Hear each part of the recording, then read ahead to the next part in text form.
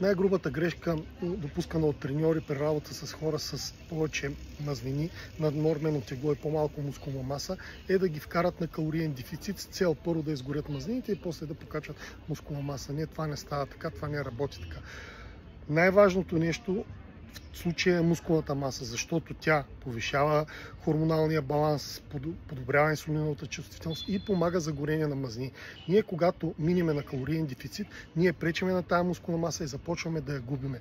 Алгоритъма, който аз съветвам да се направи, е първо да започне да се покачва мускулна маса, да се увеличи клетъчния метаболизъм, който помага за горението на мазнини, и това вече, когато дори покачиме малко мускулна маса, вече обмяната скача, хормоналния баланс се подобрява и горението на мазнини става по-лесно. Ето този алгоритъм съм го посочил в тренировъчната план тетрадка, понеже ме питаха хора дали това може да се използва за горение на мазнини и за редуциране на теглото.